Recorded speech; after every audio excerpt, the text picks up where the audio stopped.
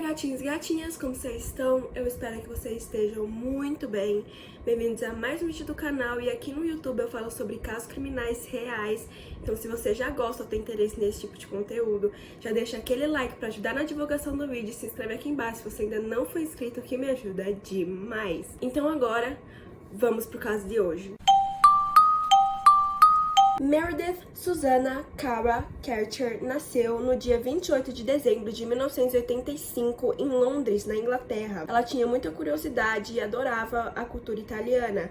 O seu sonho era morar na Itália. A Meredith estudou política europeia e italiana na Universidade de Leeds e ela trabalhou como guia turístico, garçonete e fez alguns bicos, onde em um deles ela apareceu no videoclipe da música Some Say, do Christian Leonchan, em 2004. Ela sonhava em trabalhar para a União Europeia ou como jornalista, e em outubro de 2007 ela viaja para a Itália, para uma cidade chamada Perugia. Ela foi para lá para fazer um intercâmbio a fim de estudar história, política e cinema. A Meredith dividiu o apartamento com mais 3 meninas, sendo 2 delas italianas que estudavam direito e uma americana chamada Amanda Knox. Os amigos de Meredith descreveram ela como linda, popular, amigável e espirituosa. Amanda Marie Knox nasceu no dia 9 de setembro de 1987 em Seattle, nos Estados Unidos. A Amanda foi descrita como inteligente, dedicada, era apaixonada em aprender novas línguas, adorava ler e, assim como Meredith,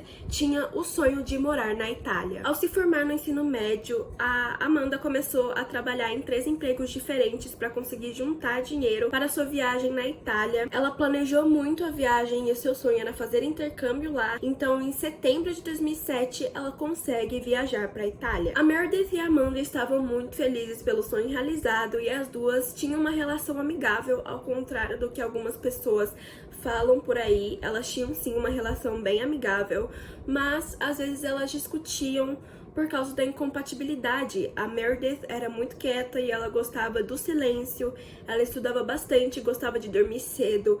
Já a Amanda era muito barulhenta, ela colocava os sons no máximo e ela levava vários caras pra dentro do apartamento das meninas, o que a Meredith abominava e odiava na Amanda. No entanto, elas passavam muito tempo juntas quando a Amanda não estava em suas festas noturnas e nem trabalhando num bar em que ela trabalhava, e a Meredith não estava estudando.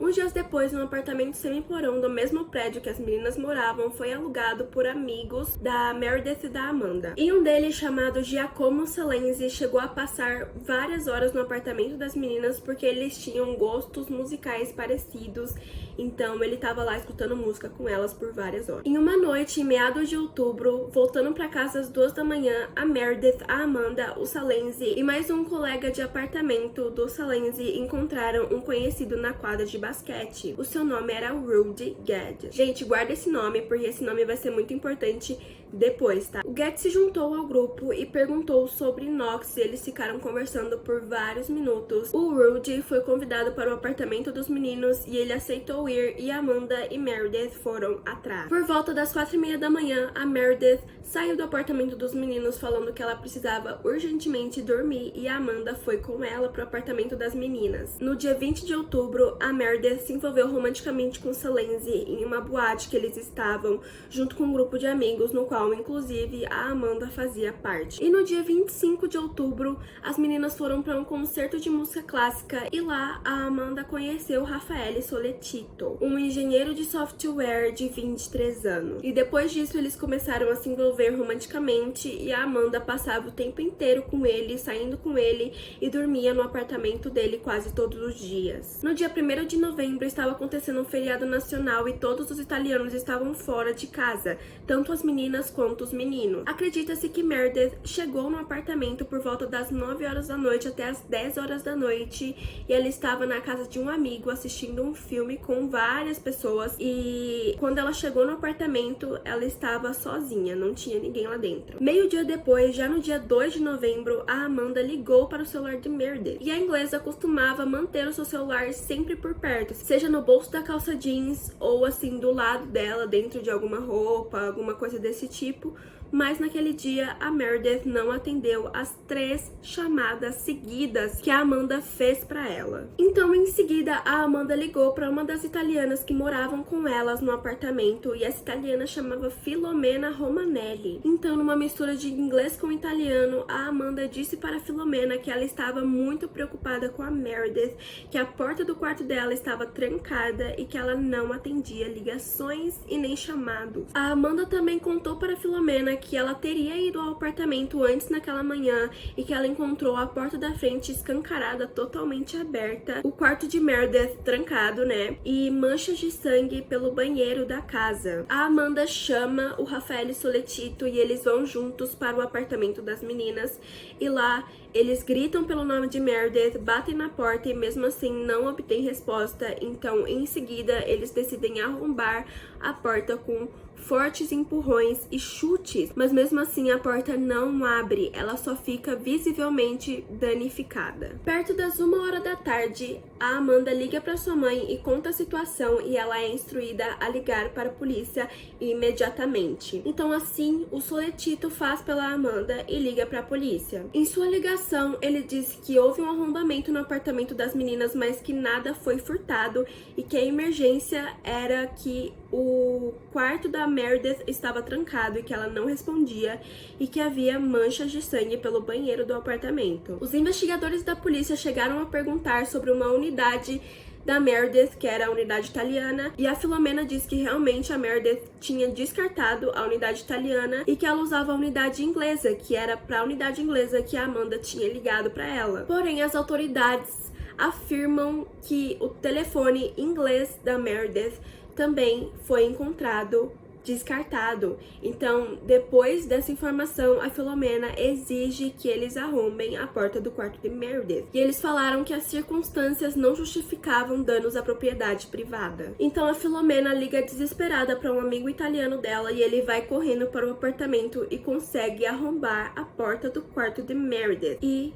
a garota é encontrada já sem vida no chão do quarto. O corpo de Meredith estava completamente nu e coberto por um edredom, e haviam sinais de que a jovem tinha sido segurada com violência, em especial em seus braços, e também tinha uma ferida bem profunda na nuca dela, o que assustou as autoridades de início. E, inclusive, em um documentário da Netflix sobre o caso, o detetive diz que ele se virou para as outras pessoas da equipe e perguntou se um monstro havia feito aquilo. Após a descoberta, a Amanda e o Raffaele ficaram se consolando no térreo do prédio, mas o estranho é que eles não pareciam estar realmente tristes e inclusive davam leves sorrisos enquanto se abraçavam e se beijavam no térreo do prédio. E rapidamente o caso estourou na mídia e aparecia em todos os sites de notícia e na televisão. A família de Meredith ficou muito abalada e completamente em choque com a chegada da notícia. A sua irmã inclusive fez um discurso no qual dizia: "Nada podia nos preparar para a notícia que recebemos.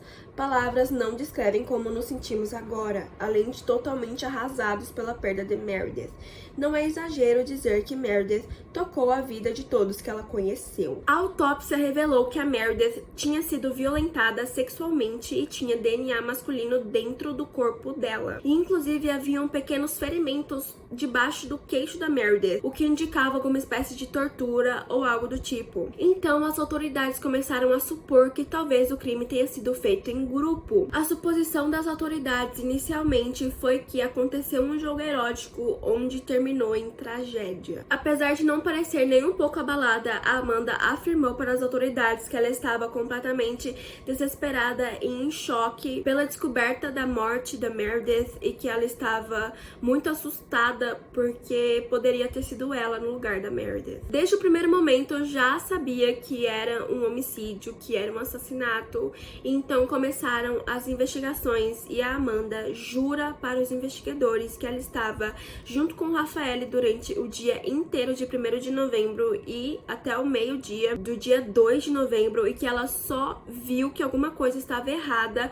quando ela percebeu as manchas de sangue no banheiro. Os investigadores também supõem que que um dos autores do crime era uma mulher. Porque lembram que eu falei que a Meredith estava coberta?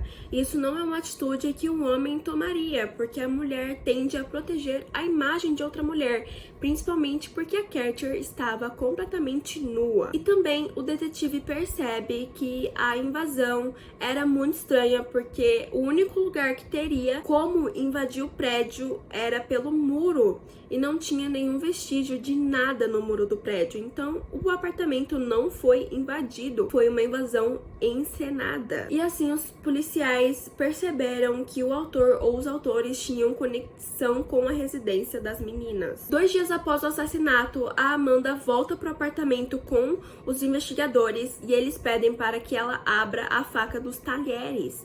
E aí eles retiram todas as facas dessa gaveta e colocam em cima de uma mesa e perguntam para a Amanda se ela lembra se alguma dessas facas estão faltando. E ao se dar conta do porquê que eles estariam fazendo isso, a Amanda começa a bater as mãos nas orelhas, completamente em desespero, como se ela lembrasse de alguma experiência traumática ou algum som traumático que estaria ecoando na cabeça dela, como os gritos da Meredith. E imediatamente depois daquela cena, a Amanda Knox é oficialmente considerada suspeita do caso. No dia 5 de novembro, o Rafael foi solicitado pela polícia a comparecer na delegacia e ele foi junto com a Amanda. A Amanda não foi convidada, ela foi apenas para acompanhá-lo. Em seu depoimento para a polícia, o Rafael disse que eles teriam ficado juntos o dia inteiro, no dia 1º de novembro até o meio-dia do dia 2 de novembro, e que eles dormiram juntos no apartamento e a Amanda não saiu de casa em nenhum momento durante esses 2 dias. Porém, as autoridades não acreditaram na versão de Rafael e eles tinham uma ideia muito fixa na cabeça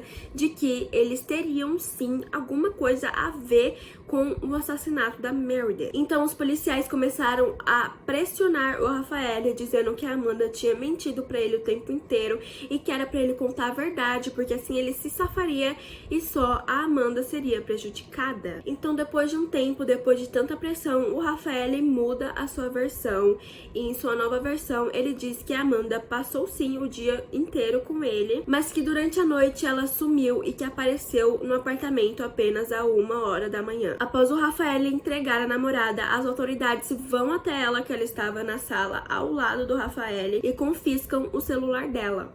A Amanda deixa que levem de boa e falam pra eles que eles não encontrariam nada, que ela não saiu de casa naquele dia e que inclusive ela não tinha ido nem trabalhar. As autoridades fuçaram completamente tudo no celular da Amanda e eles encontraram uma mensagem um pouco suspeita que ela tinha mandado para o seu chefe e dono do bar que ela trabalhava, chamado Patrick. A mensagem dizia: "Tá bom, nos vemos mais tarde. Boa noite." Ao ser questionada sobre essa mensagem, a Amanda se defendeu, falando que foi uma resposta e que na mensagem anterior a essa, o Patrick teria dito pra ela que ela não fosse trabalhar naquele dia e ela tinha dito "tá bom", como "ok, não irei, nos vemos mais tarde", porque ela iria trabalhar no dia seguinte, né?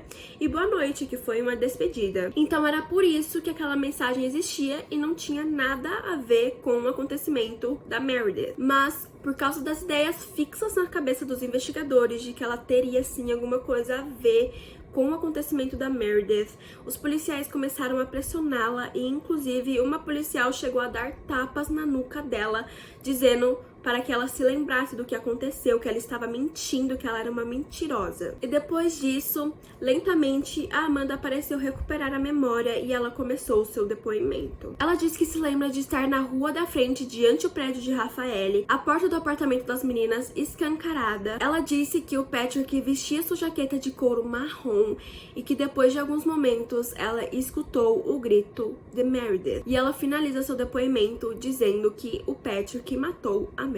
E depois desse depoimento revelador da Amanda, ela, o Rafael e o Patrick são presos pelo assassinato da Meredith. E com isso, a mídia começou a cair em cima da Amanda, porque ela era claramente uma amiga muito próxima da Meredith e de repente ela foi acusada de assassinato. Então era muito de se esperar essa reação da mídia. Colocaram o apelido nela de Gatinha Knox, porque ela seduzia frequentemente garotos e ela já teve muitos namorados e ficantes e conversantes, e enfim. E vários discursos de ódio eram postados na internet todo santo dia. 3 semanas depois da prisão, o Patrick apresentou um álibi e foi solto pela polícia. A Amanda aparentemente usou o homem para despistar a atenção dela. Ela foi questionada e ela respondeu que mentiu, porque as autoridades ficaram pressionando ela e ela achou que talvez ela simplesmente tenha se esquecido de que o Patrick tinha tido sua participação no crime e que ela imaginou que isso teria sim acontecido porque os policiais pareciam estar muito seguros de que ela teria visto o Patrick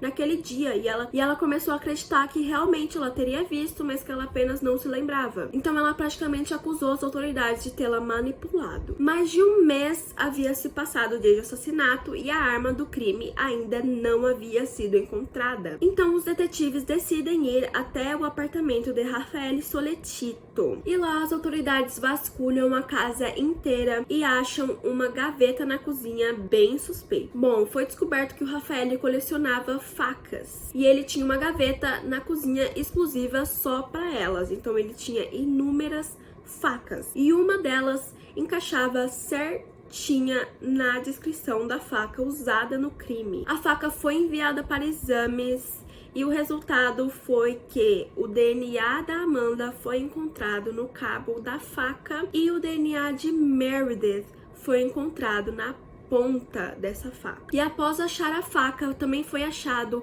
o fecho do sutiã de Meredith, que estava no chão do quarto. Depois de exames também na peça de roupa, o DNA de Rafael foi encontrado no fecho do sutiã. E também foi encontrado material genético de um terceiro culpado, o Rudy Guede. E também encontraram material genético de Rudy no íntimo da Meredith. O Rudy já tinha passado pela polícia por invasão de propriedade e furtos, e ele já tinha ido embora da Itália. Então ele teria fugido, né? Ele fugiu da Itália. Porém, a polícia conseguiu localizar os seus melhores amigos e conseguiu uma chamada via Skype com o Rudy Guede. Na conversa com a polícia, ele conta que ele conheceu Meredith no dia do crime, o que a gente sabe que é mentira, por isso que eu falei pra vocês guardarem o nome dele. E a gente sabe que é mentira e que na verdade ele conheceu a Meredith em algum dia em outubro, quando eles estavam voltando pro apartamento e ele estava jogando basquete na quadra. Em seu depoimento, ele disse que conheceu a Meredith, né, como eu falei, no dia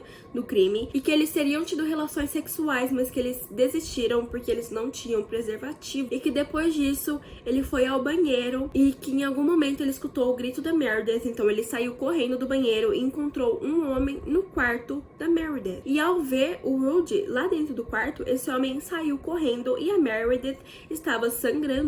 Então ele disse que a Meredith segurou ele com força e que ele estava muito assustado. E além disso, ele afirma que a Amanda é inocente e que ela não estava presente na cena do crime. O Rudy Guede foi declarado culpado e recebeu pena de 30 anos, mas na sua apelação a pena foi reduzida para 16 anos. E enquanto isso, a Amanda e o Rafael continuaram presos, tá, gente? Eles não foram soltos, eles continuaram na prisão desde aquele momento que eles foram presos com o Patrick. Apenas o Patrick foi absolvido. Eles continuaram presos e 2 anos após a prisão dos dois, eles vão a julgamento. E nesse julgamento, ambos são considerados culpados. A Amanda pega uma pena de 26 anos e o Rafael pega uma de 25 anos. A família da Amanda ficou completamente arrasada porque eles acreditavam fielmente na inocência da garota, mas a família da Meredith, ao contrário da família da Amanda, ficaram extremamente gratas ao tribunal e muito satisfeitas com a pena da Amanda e de Rafael. Porém, 1 ano após serem declarados culpados,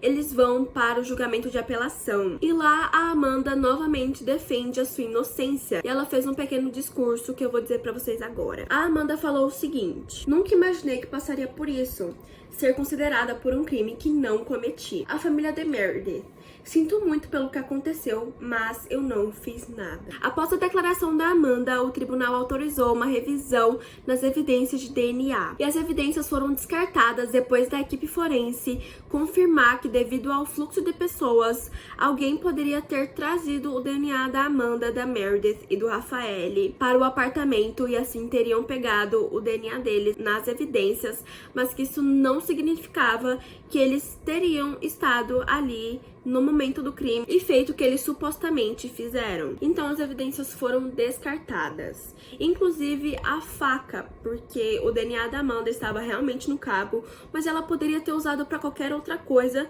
né? Porque ela cozinhava, então é meio impossível você cozinhar sem usar uma faca. E o DNA de Meredith foi comprovado que foi uma negligência da equipe de exames e que foi uma contaminação, então a faca foi descartada. A mídia explodiu com o trabalho mal feito das autoridades no caso, e em todo lugar se ouviam discursos de ódio contra os italianos. Não só as autoridades do caso foram afetadas, mas também todo o povo italiano. Frequentemente se via, inclusive em jornais famosos de TV, de americanos, ingleses e espanhóis falando para que não fossem para a Itália, porque eles não mereciam que os estrangeiros fossem para lá, porque eles eram preguiçosos e vagabundos. Um ano após o julgamento de apelação, a Amanda e o Raffaele estão livres perante o tribunal e eles saem da prisão. As imagens de Amanda chorando no colo de seus advogados e de sua família se abraçando foram divulgadas na mídia. Mas fora do tribunal, o povo italiano e também outras pessoas do mundo inteiro estavam completamente desapontadas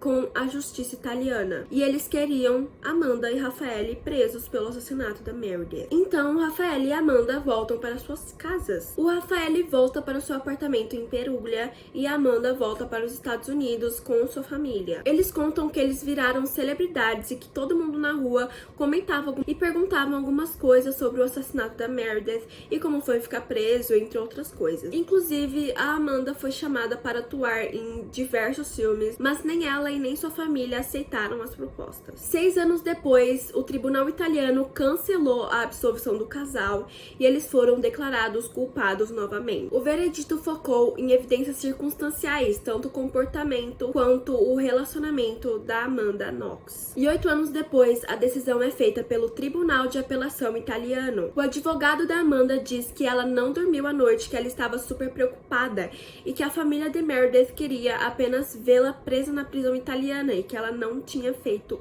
nada. A decisão do tribunal foi a absolvição dos dois e Amanda Knox e Raffaele Soletito se viam oficialmente livres da prisão. Em setembro de 2015, a Corte Suprema Italiana divulgou o motivo da absolvição. O tribunal afirmou que houve falhas atordoantes na investigação e que a mídia caía sempre em cima à procura de um culpado e que isso facilitou para que eles simplesmente pegassem qualquer pessoa, e essas pessoas foram a Amanda e o Raffaele. A justiça declarou a ausência total de materiais biológicos da Amanda e do Raffaele nas evidências do assassinato. E o tribunal também afirmou que Rudy Guede ainda é considerado culpado e ele vai se manter preso pelo assassinato da Meredith. E assim a família da Meredith fica completamente devastada porque a justiça pela garota não está sendo feita corretamente. E a mãe da Meredith ainda acredita fielmente que o casal teve uma participação absurda no caso da filha dela. Atualmente, a Amanda está formada e agora ela trabalha em defesa dos condenados injustamente. E o Raffaele tem uma empresa de internet em Bari, na Itália, e ele também faz bicos como perito criminal na TV italiana. E Rudy Guede recebeu o dia livre da prisão e ele continua afirmando que ele é completamente inocente, que ele não fez nada contra a Meredith e que ele está preso por um crime que ele não cometeu. Bom, gente, esse foi o caso de hoje e eu tô muito curiosa pra saber a opinião de vocês sobre esse caso, porque ele é muito confuso e contraditório. Então ele tem várias versões e várias visões diferentes e eu acredito que o Rudy realmente foi culpado, mas que a Amanda eu não tenho opinião formada, porque em partes parece que ela foi e em partes parece que ela não foi. Pode ser que aconteceu um descuido da Meredith, sei lá, ela pode ter chegado e deixado a porta aberta, o que foi muito fácil pro autor do crime entrar dentro do apartamento sem que ele fosse visto ou sem que ele fosse questionado sobre isso. Mas também a Amanda pode ter dado a chave do apartamento para o autor do crime, o que também não foi descartado, porque não tem evidência nenhuma sobre isso, ninguém sabe nada, então é muito impossível saber o que realmente aconteceu, porque não tem câmera de segurança. Seria muito mais fácil se tivessem imagens da cena, mas infelizmente não tinha nenhuma câmera de segurança por perto. Tudo nesse caso foi muito estranho e contraditório, mas eu acredito que a Amanda Knox e o Rafael tenham tido sim a sua participação no crime, mesmo que tenha sido mínima. Eu acho que eles tinham consciência de que isso aconteceria com a Meredith. E no documentário que eu assisti sobre esse caso, a Amanda parecia muito estranha. Ela parecia estar muito fechada, com medo de falar alguma coisa errado, que poderia entregar ela, né? Então eu acho que foi muito esquisito. E eu senti alguma coisa na Amanda que eu não consigo explicar, mas que pra mim ela não é completamente inocente desse caso, não. Como eu falei, esse é um caso muito confuso, então eu tô muito curiosa pra saber a opinião de vocês, então deixa aí nos comentários pra mim. E se você gostou do vídeo, não se esquece de dar aquele like e de se inscrever aqui embaixo, que me ajuda muito. Então, esse foi o caso de hoje, eu espero muito que vocês tenham gostado. Um beijo no coração e tchau!